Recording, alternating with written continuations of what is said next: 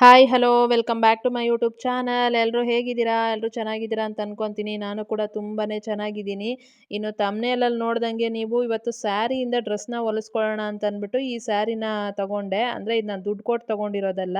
ನನಗೆ ಊರಿಗೆ ಹೋಗಿದ್ದಾಗ ನಮ್ಮ ದೊಡ್ಡಮ್ಮ ಕೊಟ್ಟಿದ್ದು. ಚೆನ್ನಾಗಿದೆ ಸೀರೆ, ಏನೋ ಉಟ್ಕೊಳ್ಳೋಕ್ಕೂ ಕೂಡ ಚೆನ್ನಾಗೇ ಇರುತ್ತೆ. ಆದರೆ ಯಾಕೋ ನನಗೆ ಉಟ್ಕೊಳ್ಳೋಕೆ ಇಷ್ಟ ಆಗಲಿಲ್ಲ. ಸ್ವಲ್ಪ ಕಲ್ಲರು ಚೆನ್ನಾಗೇ ಇದೆ, ಆದರೆ ಅದು ಶೈನಿಂಗ್ ಥರ ಕಾಣ್ತಿದೆ ಅಲ್ಲ, ಅದು ಒಂಚೂರು ಓವರಾಗಿ ಕಾಣ್ತಿದ್ಯಾ ಅಂತ ಅನಿಸ್ತು. ಹಾಗಾಗಿ ಉಟ್ಕೊಂಡಿದ್ರೆ ಚೆನ್ನಾಗೇ ಇರ್ತಿತ್ತೇನೋ. ಆದರೆ ನಾನು ಇಲ್ಲ, ಡ್ರೆಸ್ ಹೊಲಿಸ್ಕೊಂಬಿಡೋಣ ಅಂತ ಅಂದ್ಬಿಟ್ಟು ನಾರ್ಮಲಾಗಿ ಟಾಪ್‌ನ ಮತ್ತು ಅದರಲ್ಲೇ ವೇಲು ಕೂಡ ಮಾಡೋ ಥರ ಹೊಲಿಸ್ಕೊತಾ ಇದ್ದೆ. ಅದಕ್ಕೆ ನಮ್ಮ ಅಮ್ಮನಿಗೆ ಹೇಳ್ದೆ ಹೊಲ್ಕೊಡು ಅಂತ ಅಂದ್ಬಿಟ್ಟು. ಇದನ್ನು ನಾನು ಮೊನ್ನೆ ಒಂದು ಸೀಮಂತ ಶಾಸ್ತ್ರ ಫಂಕ್ಷನ್‌ಗೆ ಹೋಗೋದಿತ್ತು. ಅದಕ್ಕೆ ಅಂತ ಅಂದ್ಬಿಟ್ಟು ಹೊಲಿಸ್ದೆ. ಅದಾದಮೇಲೆ ಹೊಲ್ಸಾದ್ಮೇಲೆ ನನಗೆ ಅದು ಯಾಕೋ ಹಾಕ್ಕೊಳ್ಳೋಕೆ ಇಷ್ಟ ಆಗಲಿಲ್ಲ.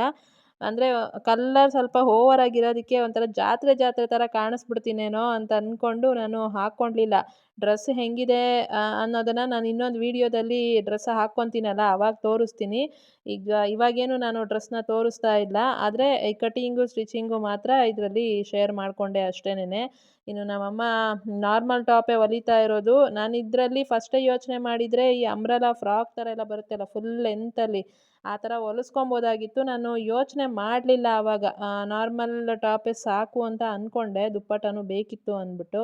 ಹಾಗಾಗಿ ಅದಕ್ಕೆ ಮಾತ್ರ ಕಟ್ ಮಾಡಿಸ್ದೆ. ಆಮೇಲೆ ಅನ್ನಿಸ್ತು, ಅಯ್ಯೋ ಫ್ರಾಕ್ ಥರ ಹೊಲ್ಸ್ಕೊಂಡಿದ್ರೆ ಚೆನ್ನಾಗಿರ್ತಾ ಇತ್ತು ಅಲ್ವಾ, ಬಾರ್ಡ್ರೆಲ್ಲ ಇತ್ತು ಅಂತ. ಇನ್ನೂ ಒಂದು ಸೀರೆ ಇದೆ, ನಮ್ಮ ದೊಡ್ಡಮ್ಮ ಇನ್ನೂ ಒಂದು ಸೀರೆ ಕೊಟ್ಟಿದ್ದಾರೆ.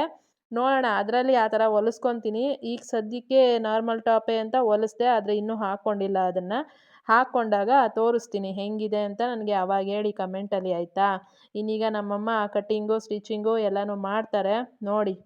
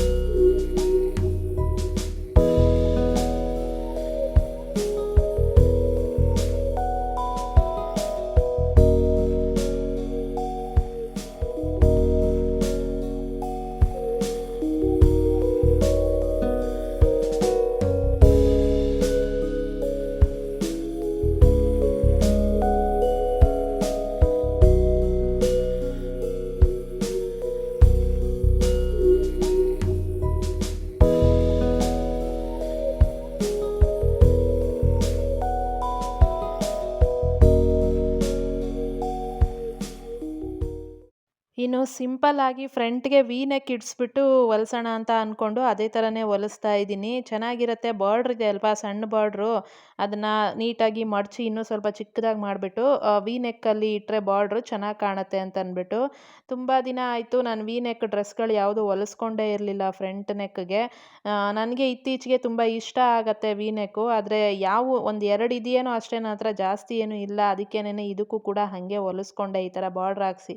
ಚೆನ್ನಾಗಿ ಕಾಣುತ್ತೆ. ಕಲ್ಲರ್ ಕಾಂಬಿನೇಷನ್ನು ಚೆನ್ನಾಗೇ ಇದೆ, ಪಿಂಕು ಯೆಲ್ಲೋ. ಆದರೆ ನನಗೆ ಯಾಕೋ ಅದು ಓವರ್ ಕಲ್ಲರು ಅಂತ ಅನ್ನಿಸ್ತಾ ಇದೆ. ಸ್ವಲ್ಪ ಜಾತ್ರೆ ಜಾತ್ರೆ ಥರ ಕಾಣುತ್ತೇನೋ ಹಾಕ್ಕೊಂಡ್ರೆ ಅಂತ ಫೀಲ್ ಆಗ್ತಿದೆ ಅಷ್ಟೇ.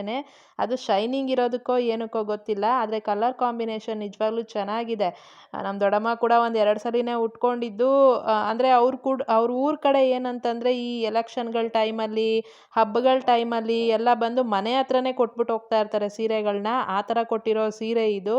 ಈ ಥರ ತುಂಬ ಸೀರೆಗಳು ಕೊಟ್ಟಿದ್ದಾರೆ. ಹಾಗಾಗಿ ಹೋದಾಗ ಈ ನಡುವೆ ಎಲ್ಲನೂ ಹೋಗ್ತಿರ್ತೀವಿ ಅಲ್ಲ, ಹೋದಾಗೆಲ್ಲ ಒಂದೊಂದು ಸೀರೆ ಕೊಡ್ತಾನೆ ಇರ್ತಾರೆ. ಉಟ್ಕೊಳಲ್ಲ ನಾನು, ತಗೊಂಡೋಗ್ರಿ ಅಂತ ಅಂದ್ಬಿಟ್ಟು. ಅದಕ್ಕೇನೆ ಇನ್ನು ನಾನು ಜಾಸ್ತಿ ಸೀರೆ ಉಡಲ್ಲ ಅಲ್ವಾ, ಅದಕ್ಕೆ ಡ್ರೆಸ್ ಹೊಲಿಸ್ಕೊಳ್ಳೋಣ ಅಂತ ಅಂದ್ಬಿಟ್ಟು ಈ ಥರ ಡ್ರೆಸ್ನ ಹೊಲಿಸ್ತಾ ಇದ್ದೀನಿ. ಇನ್ನು ನಾನು ಡ್ರೆಸ್ನ ನೆಕ್ಸ್ಟ್ ವಿಡಿಯೋದಲ್ಲಿ ತೋರಿಸ್ತೀನಿ. ಇನ್ನು ಇದ್ರ ಜೊತೆಯಲ್ಲಿ ನಾನು ತಿಂಡಿಗೆ ಅಂತ ಅಂದ್ಬಿಟ್ಟು ಇವತ್ತು ಶಾವಿಗೆ ಬಾತನ್ನ ಮಾಡಿದ್ದೆ, ಆಯಿತಾ? ತುಂಬ ಚೆನ್ನಾಗಿ ಬಂದಿತ್ತು. ಟೇಸ್ಟ್ ಅಂತೂ ಸಕ್ಕತ್ತಾಗಿತ್ತು. ನಾನಂತೂ ಇದಕ್ಕೆ ಅಡಿಕ್ಟ್ ಆಗಿಬಿಟ್ಟಿದ್ದೀನಿ ಶಾವಿಗೆಗೆ. ಮುಂಚೆ ಎಲ್ಲ ಶಾವಿಗೆ ತಿನ್ನಬೇಕು ಅಂತಂದರೆ ನನಗೊಂಥರ ಅನ್ನಿಸ್ತಾ ಇತ್ತು. ಆದರೆ ಈ ಥರ ಸುಮಾರು ಸಲ ಮಾಡಿದ್ದೀನಿ ಈ ಥರ ನಾನು. ಲಾಸ್ಟು ಒಂದು ಸರಿನೂ ಯಾವಾಗಲೋ ವೀಡಿಯೋದಲ್ಲಿ ಫಸ್ಟ್ ಚಾನಲಲ್ಲಿ ಶೇರ್ ಮಾಡಿದ್ದೆ ಅಂತ ಅನಿಸುತ್ತೆ. ಈ ಚಾನಲಲ್ಲೂ ಶೇರ್ ಮಾಡೋಣ ಅಂತ ಅಂದ್ಬಿಟ್ಟು ಇವತ್ತು ಇದನ್ನು ನಿಮ್ಮ ಹತ್ರ ಶೇರ್ ಮಾಡ್ಕೊತಾ ಇರೋದು ಶಾವಿಗೆ ಬಾತು. ನಾರ್ಮಲಾಗಿ ಒಂದೇ ಥರ ಯಾವಾಗಲೂ ಮಾಡಿದ್ದೀರಾ ಅಂತಂದರೆ ಈ ಥರ ಮಾಡಿಕೊಡಿ. ಸೂಪರ್ ಟೇಸ್ಟಾಗಿರುತ್ತೆ. ವೆಜಿಟೇಬಲ್ ಎಲ್ಲ ಹಾಕ್ಬಿಟ್ಟು ಮಾಡ್ಕೊಳ್ಳೋದ್ರಿಂದ ಹೆಲ್ದಿಯಾಗಿ ಕೂಡ ಇರುತ್ತೆ ಆಯಿತಾ.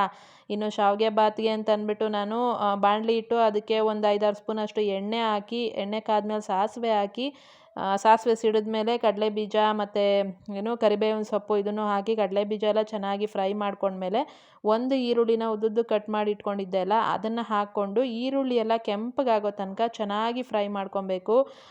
ಎಲ್ಲನೂ ಕೂಡ ಎಣ್ಣೆನಲ್ಲೇ ಫ್ರೈ ಆಗಬೇಕು. ಯಾವುದೂ ನಾವು ಬೇಯಿಸಿ ಹಾಕ್ತಾ ಇಲ್ಲ, ತರಕಾರಿ ಆಗಲಿ ಏನನ ಆಗಲಿ ಎಲ್ಲನೂ. ಆದರೆ ಇದಕ್ಕೂ ಮುಂಚೆ ಶಾವಿಗೆ ಏನಿರುತ್ತೆ ಅಲ್ಲ, ನೀವು ರೋಸ್ಟೆಡ್ ಶಾವಿಗೆ ತೊಗೊಂಡಿದ್ದೀರಾ ಅಂತಂದರೆ ಡೈರೆಕ್ಟಾಗಿ ಬೇಯಿಸಿ ಇಟ್ಕೊಬೋದು ಬಿಸಿ ನೀರಿಗೆ ಹಾಕ್ಬಿಟ್ಟು.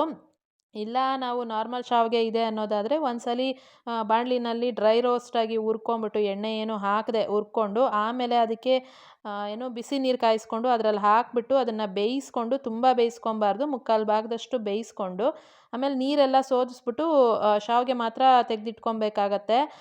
ಆ ಥರ ಮಾಡಿದಾಗಲೇ ಟೇಸ್ಟ್ ಚೆನ್ನಾಗಿ ಬರುತ್ತೆ. ಈಗ ನಾರ್ಮಲಾಗಿ ನಾವು ಒಗ್ಗರಣೆ ಹಾಕಿ ನೀರು ಹಾಕಿ ಅದರಲ್ಲಿ ಶಾವಿಗೆ ಹಾಕ್ಬಿಡ್ತೀವಲ್ಲ, ಅದೊಂಥರ ಚೆನ್ನಾಗಿ ಅನಿಸಲ್ಲ. ನಂಗೆ ಹಂಗೆ ಮಾಡಿದ್ರೆ ಇಷ್ಟ ಆಗಲ್ಲ. ಈ ಥರ ಮಾಡಿಕೊಂಡ್ರೆ ತುಂಬ ಸಕ್ಕತ್ತಾಗಿರುತ್ತೆ. ಈಗ ನೋಡಿ ನಾನು ತರಕಾರಿ ಎಲ್ಲನೂ ಹಾಕಿದ್ದೀನಿ. ನನ್ನ ಹತ್ರ ಕ್ಯಾರೆಟು, ಕ್ಯಾಪ್ಸಿಕಮ್ಮು, ಬೀನ್ಸು ಇತ್ತು. ಸಣ್ಣ ಸಣ್ಣದಾಗಂದರೆ ತುಂಬ ಸಣ್ಣದಾಗಿ ಕಟ್ ಮಾಡ್ಕೊಬೇಕು. ನಾವು ಬೇಯಿಸಿಲ್ಲಲ್ಲ, ಹಾಗೆ ಹಾಕ್ಕೊಂಡಿರೋದು. ಹಾಗಾಗಿ ಬೇಯಬೇಕು ಅಂತಂದರೆ ತುಂಬ ಸಣ್ಣದಾಗಿ ಫೈನಾಗಿ ಚಾಪ್ ಮಾಡ್ಕೊಂಡು ಹಾಕ್ಕೊಂಡ್ರೆ ಸಕ್ಕತ್ತಾಗಿರುತ್ತೆ. ಇನ್ನು ತರಕಾರಿನೆಲ್ಲ ಹಾಕ್ಕೊಂಡು ಒಂದು ಸರಿ ಮಿಕ್ಸ್ ಮಾಡಿಬಿಟ್ಟು ಆಮೇಲೆ ಅದಕ್ಕೆ ನಾನು ಒಂದು ಚಿಟಿಕೆ ಅರಿಶಿನ ಮತ್ತು ಖಾರಕ್ಕೆ ಖಾರದ ಪುಡಿ ಹಾಕ್ಕೊತಾ ಇದ್ದೀನಿ. ಮೆಣಸಿನ್ಕಾಯಿ ಹಾಕ್ತಾಯಿಲ್ಲ ನಾನು. ಆಮೇಲೆ ಧನಿಯಾ ಪುಡಿ, ಗರಂ ಮಸಾಲ ಇದೆಲ್ಲನೂ ಹಾಕ್ಕೊಂಡು ಉಪ್ಪು ಕೂಡ ರುಚಿಗೆ ಬೇಕಾಗಿರೋ ಅಷ್ಟು ಉಪ್ಪನ್ನು ಹಾಕ್ಕೊಂಡು ನಾನು ಈ ಥರ ಚೆನ್ನಾಗಿ ಫ್ರೈ ಮಾಡ್ಕೊತೀನಿ. ಇದೊಂಥರ ಹಿಂಗೆ ನಾವು ತಿಂತೀವಿ ಅಂತಂದರೆ ಪಲ್ಯ ಆಗುತ್ತೆ ಇದು. ಇದಕ್ಕೆ ಚಪಾತಿ ಏನಾದ್ರು ಇಟ್ಕೊಂಡು ತಿಂದರೆ ಪಲ್ಯ ಆಗೋಗ್ಬಿಡುತ್ತೆ. ಆದರೆ ನಾನು ಒಂಥರ ಫ್ರೈಡ್ ರೈಸ್ ಥರ ಮಾಡ್ತಾ ಇರೋದು ಇದನ್ನು. ಈ ಜಾಗದಲ್ಲಿ ನೀವು ಶಾವಿಗೆ ಬದಲು ರೈಸ್ ಕೂಡ ಹಾಕ್ಕೊಬೋದು. ಬೇಕಿದ್ದರೆ ಒಂದು ಎಗ್ಗು ಏನಾದರೂ ಒಡೆದಾಕ್ಬಿಟ್ಟು ಮಾಡ್ಕೊತೀರಾ ಅಂತಂದರೆ ಎಗ್ ಫ್ರೈಡ್ ರೈಸ್ ಆಗುತ್ತೆ. ಅದು ಬೇಕಿದ್ರೆ ನಾನು ಇನ್ನೊಂದು ಸರಿ ತೋರಿಸ್ಕೊಡ್ತೀನಿ. ಈಗ ಸದ್ಯಕ್ಕೆ ಇದಕ್ಕೆ ನಾನು ಶಾವಿಗೆ ಹಾಕ್ತಾಯಿದ್ದೀನಿ. ಈ ಥರ ಮುಚ್ಚಿಟ್ಬಿಟ್ಟು ನೀರೇನು ಹಾಕಬಾರ್ದು. ಬರೀ ಎಣ್ಣೆನಲ್ಲೇ ಅದರಲ್ಲಿರೋ ನೀರಿನ ಅಂಶದಲ್ಲೇ ಅದು ಬೇಯಬೇಕು, ಫ್ರೈ ಆಗಬೇಕು ಚೆನ್ನಾಗಿ. ಹಾಕಿರೋ ಮಸಾಲೆಗಳು ಕೂಡ ಹಸಿ ವಾಸನೆ ಬಿಟ್ಟು ಘಮ ಬರಬೇಕು. ಅಲ್ಲಿ ತನಕ ನೋಡಿ ಇಷ್ಟು ಚೆನ್ನಾಗಿ ಫ್ರೈ ಮಾಡ್ಕೊಬೇಕು. ಮುಚ್ಚಿಟ್ಬಿಟ್ಟು ಸಣ್ಣ ಉರಿನಲ್ಲಿ ಇಟ್ಬಿಟ್ಟು ಆವಾಗ ತಿರುಗಿಸ್ತಾ ಇರಬೇಕು, ಇಲ್ಲಾಂದರೆ ತಳ ಹತ್ಬಿಡುತ್ತೆ. ಈ ಥರ ಮಾಡಿಕೊಂಡು ಹುಳಿಗೆ ಬೇಕಿದ್ದರೆ ನೀವು ನಿಂಬೆ ರಸ ಹಾಕ್ಕೊಬೋದು. ನಾನು ಹಾಕಿಲ್ಲ ನಿಂಬೆ ರಸ, ಯಾಕಂದರೆ ನಮ್ಮ ಮನೇಲಿ ಯಾರು ಅಷ್ಟು ಇಷ್ಟಪಡಲ್ಲ ಹುಳಿ ಇದ್ದರೆ.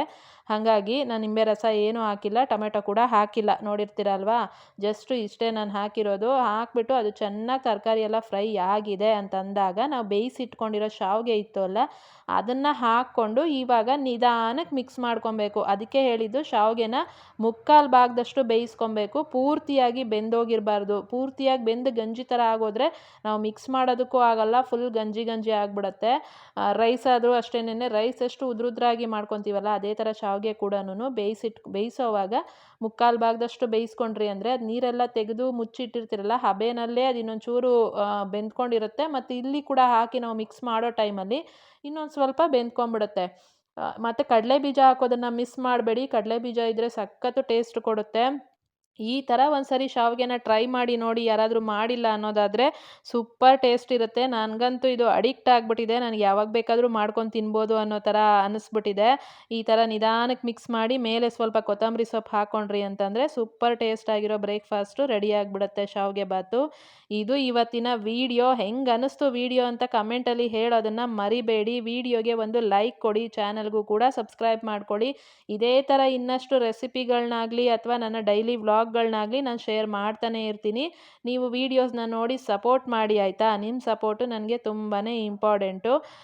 ಇನ್ನು ಶಾವಿಗೆ ಬಾತ್ ಹೆಂಗಿತ್ತು ಅನ್ನೋದನ್ನು ಕಮೆಂಟಲ್ಲಿ ಹೇಳಿ. ನೀವು ಕೂಡ ಟ್ರೈ ಮಾಡಿ, ಇದನ್ನು ಹೆಂಗೆ ಮಾಡ್ಬೋದು ಅನ್ನೋದನ್ನು ತೋರಿಸಿದ್ದೀನಿ ಅಲ್ಲ, ಟ್ರೈ ಮಾಡಿ. ಸಿಂಪಲ್ಲಾಗಿ ಈಸಿಯಾಗಿ ಫಾಸ್ಟಾಗಿ ಆಗೋಗ್ಬಿಡುತ್ತೆ. ಶಾವಿಗೆ ಬೇಯಿಸಿ ಇಟ್ಕೊಂಡಿದ್ದೀರಾ, ತರಕಾರಿ ಕಟ್ ಮಾಡಿ ಇಟ್ಕೊಂಡಿದ್ದೀರಾ ಅಂತಂದರೆ ಫಾಸ್ಟಾಗಿ ಆಗೋಗ್ಬಿಡುತ್ತೆ. 10 ನಿಮಿಷದಲ್ಲಿ ಮಾಡ್ಕೊಂಬಿಡ್ಬೋದು. ತುಂಬ ಏನು ಟೈಮು ಕೂಡ ತಗೊಳ್ಳಲ್ಲ ಇದಕ್ಕೆ ಆಯಿತಾ. ಇದು ಇವತ್ತಿನ ವಿಡಿಯೋ. ಇಷ್ಟ ಆಗಿದ್ದರೆ ಲೈಕ್ ಮಾಡಿ, ಚಾನಲ್ಗೆ ಸಬ್ಸ್ಕ್ರೈಬ್ ಮಾಡ್ಕೊಳ್ಳಿ. ನೆಕ್ಸ್ಟ್ ವಿಡಿಯೋದಲ್ಲಿ ಸಿಗ್ತೀನಿ. ಬಾಯ್ ಬಾಯ್.